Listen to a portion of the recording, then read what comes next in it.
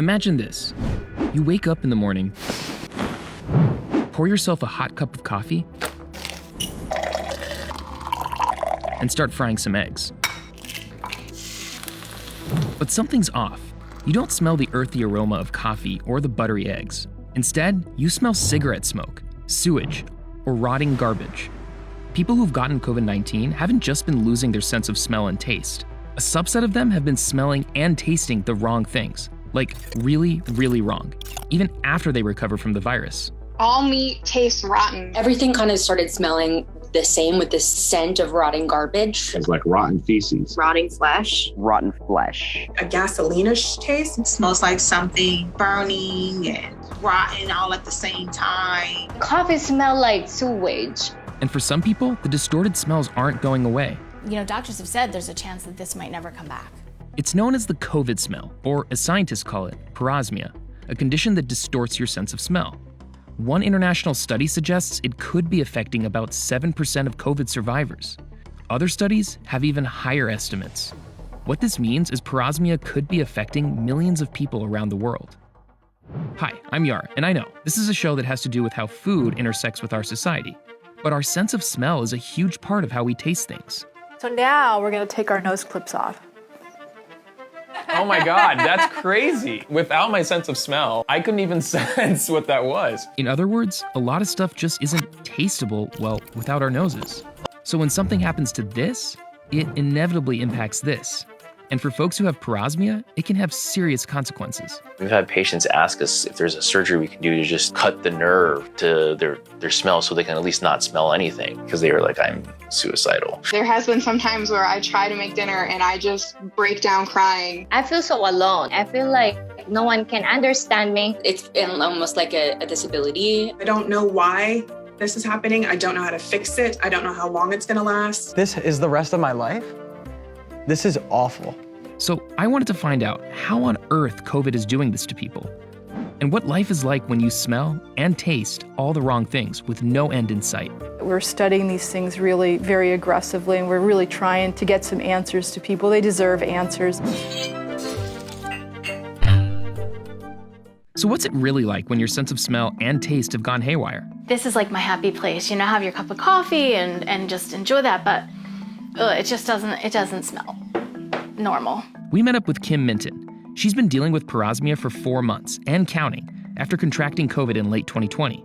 It was crazy. I didn't know I had COVID, and all of a sudden I went to grab some lemonade and it tasted like nothing, absolutely nothing. So you lost your sense of taste and smell. Yep. What happened after that? So about a week later, I was hopeful that I was going to have some kind of taste or smell or something. It was just nothingness. And what happened was everything tasted as if someone was smoking right around me. I couldn't stand it. There was no burning, there was no cooking, it was just the smell of cigarettes. Yes, 24/7. And you're not a smoker, you told me. Well, absolutely not. So that went on for about a month. I started to research a ton, and I found this group on Facebook, and I realized that I was not the only person. Do you want me to just like chop these up? Sure. I need to get oil. Yeah. So see, it's getting warm and it's starting to smell really nasty. Ugh, I'm smelling rotten garbage. Rotten garbage from just that little bit of oil? Oh my God, absolutely disgusting. It's so foreign. Pineapple tastes like a cleaning solution. Chips and potatoes, it tastes rancid. Chicken sometimes, if it's prepared a certain way, I get a terrible taste in my mouth that's like rotting garbage. Bad onion rotting in a basket. That is what things smell like to me. Onions are usually very pungent, so I'm curious to see what you might onions smell. are pungent, but as much as I smell onion, I don't smell an onion. You smell rotting onion from other things, Constantly, but not from onions. But not from that. Nothing. Nothing. Nothing. Zero. Nothing. Wow. But everything smells like onions. That's crazy. Bad onions. Yeah. Every day, I think maybe tomorrow's the day that I'll be able to have something back. Because I've heard that it can come back as quickly as it left, but I'm not real sure about that.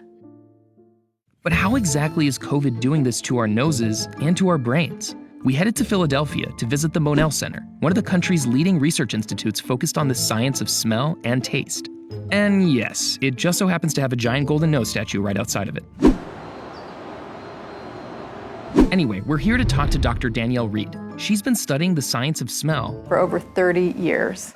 Okay. How is it that COVID is causing parosmia? So here's how smell works. So basically, if you go all the way in up your nose and you keep going and going and going, to the very roof of your nose, there's a little patch of cells, and those are your olfactory receptor neurons. Basically smell cells right here in your nose. And those smell cells have a very special mission, which is to be monitoring for all the things that are in the environment and send signals to the brain when they encounter something that has an odor. So let's say there's an odor right here in front of me or something, like a peach or an apricot or something. It smells a certain way. It's giving off chemicals or something? Yeah, we would call those volatiles. So the peach volatiles are in the air, and then you pull the odorant up into the nose and you sniff, so it goes all the way up high, and then that volatile touches the cells in the nose, and that causes the receptor to get excited and send the signal to the brain. So that's how you smell.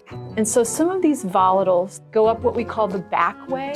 And so a lot of the beauty of eating comes when we have those volatiles in our mouth. So if you lose your sense of smell or it's in some way diminished, you're also in some way also experiencing diminished taste. Right, so people often use the word taste in a very general way. So scientists, what we mean when we say taste are the signals that come from the tongue. Sour, sweet, salty, bitter, and umami. That's that savory taste.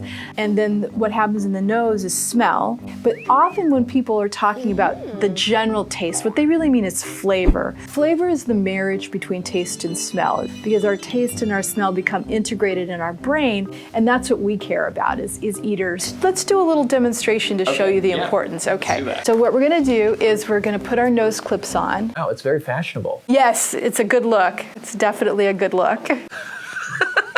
Okay.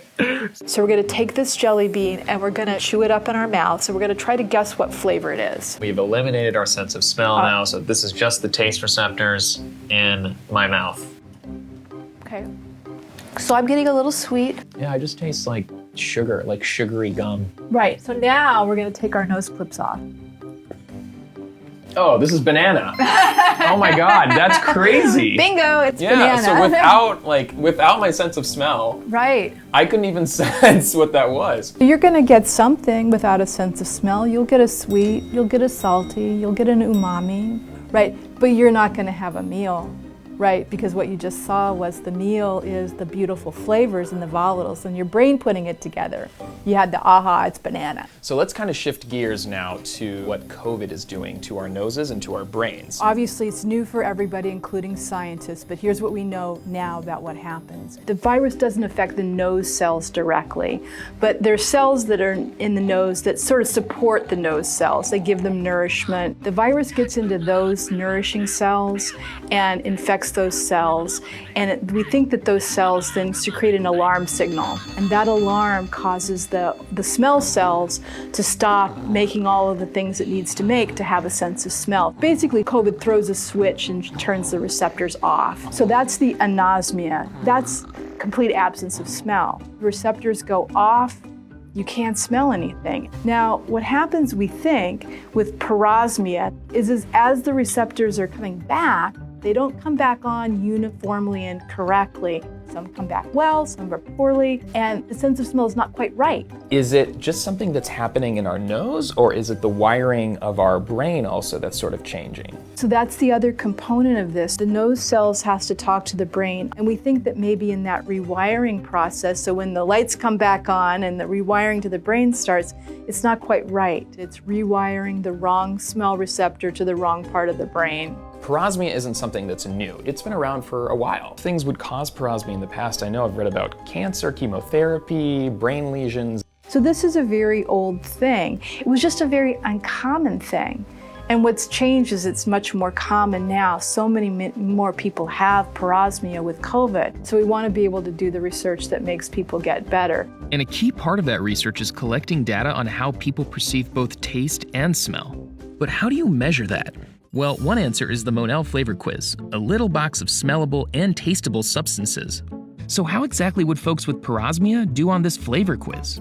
We invited Kim and a couple other people dealing with the condition to come down to the Monel Center and give it a shot. So that's Kim. Hello. This is Sakina. Hi. Hello. And that's Joe. Oh, hey. Yeah, sweet. Nice to see you. Oh, and that's Mackenzie. She's a researcher who works on the Monel flavor quiz. So, I believe we're all vaccinated, 2 weeks out from our last vaccination, so if it's okay.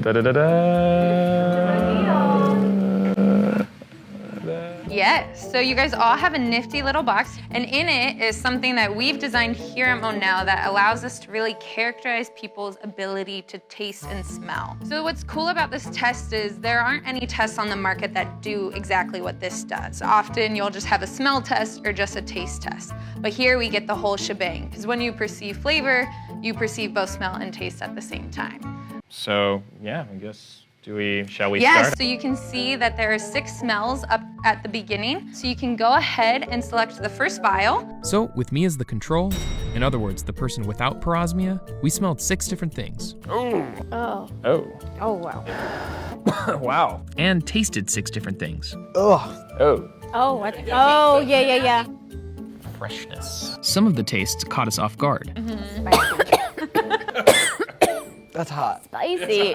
I can't taste anything, but I can feel the heat. So it's capsaicin, which is the spicy compound that you'll find in red peppers. But where things really got interesting was our sense of smell. There were some major differences. A childhood memory linoleum cleaner. Is this fish?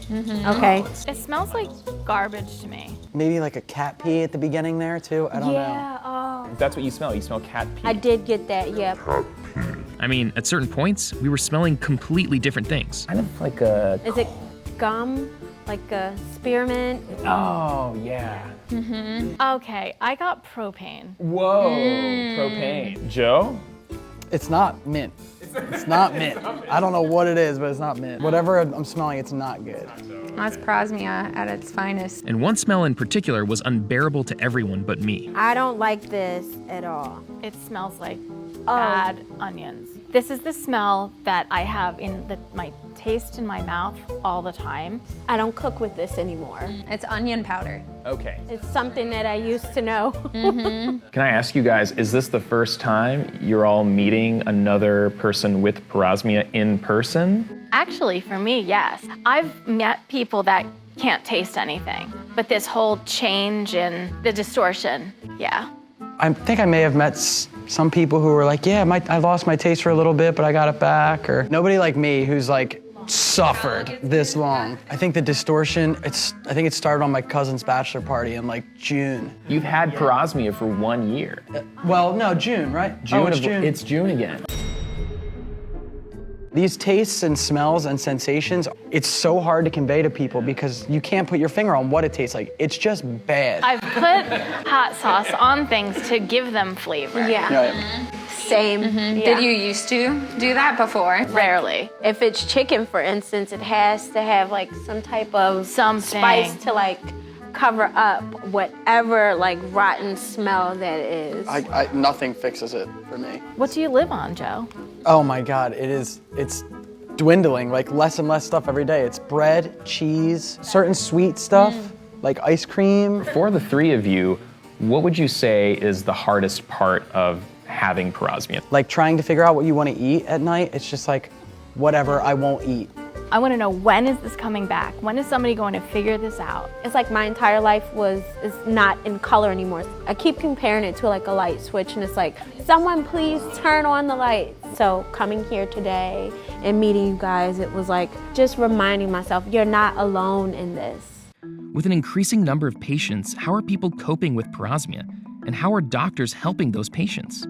We headed to New York to speak to a doctor and researcher working on one of the largest studies of COVID-induced parosmia to date, with hundreds of patients. What are you hearing from them? Well, we're finding that all have significant quality of life issues that are actually worse than patients with just regular loss of smell. You can see them just suffering. They're in tears half the time. They'd rather smell nothing than smell terrible, rancid meat all the time. We know through prior trials and prior evidence that any patients with a change in smell have increased rates of anxiety and depression. So you actually have a nice recording here of all the different smells and how frequently you encounter them in the patients. So what smells are very common? The most common is a chemical kind of type smell. Cigarette smells, gasoline smells are also pretty common. Definitely heard the cigarette one. Yeah. Patients have significant weight loss, nausea, inability to eat. We have patients that are vomiting after they smell anything or certain triggers.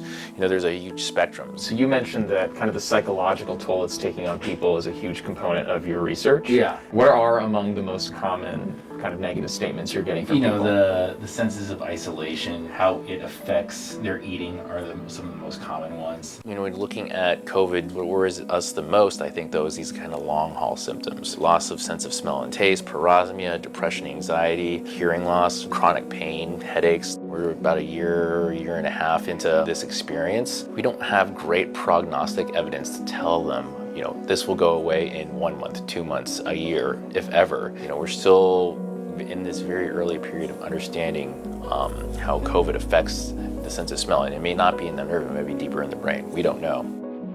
So is there a way to fully cure parosmia? As of yet, there isn't. A lot of people have fully regained their normal sense of smell after a period of time, but many, many others haven't. I'm about almost a year with my parosmia. I guess it'll make a year now. Maybe this is what my life is going to be like forever, because it's almost a year and I haven't fully gotten it back. Leading doctors throughout the country are trying a variety of techniques, from nasal steroids to fish oil supplements to smell training. In other words, smelling very strong scents on a daily basis to reawaken your smell receptors. Now, there is some research that shows some of these techniques can have a modest impact in recovering some patients' sense of smell. But the key words there are modest and some. None of them can fully fix parosmia, so to speak. And that's, I guess, one of the lasting imprints COVID has left on our planet. Long-haul symptoms that just aren't going away. Parosmia is just one of them. And what do you want people in this country, around the world, to know about parosmia? It's not a joke. It's not a game. We're not making this up. Be grateful. Be thankful of everything you are eating right now. Be appreciative and grateful for everything that you have, because just like that, something like this can happen. Having 5 senses when you're born and then losing 2 of them is like unreal. Get vaccinated. You don't want this. You don't realize how much taste and smell is meaningful until you have it taken away.